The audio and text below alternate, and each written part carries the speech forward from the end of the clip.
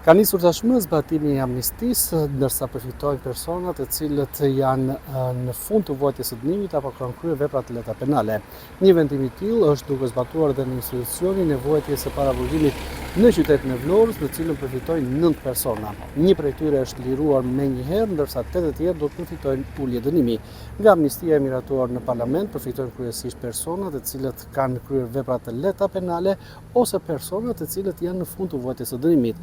Nuk do të përfitojnë nga amnistia persona të cilët janë ende në shqyrtimin e dosjeve dhe veprave të tyre penale nga SPAK.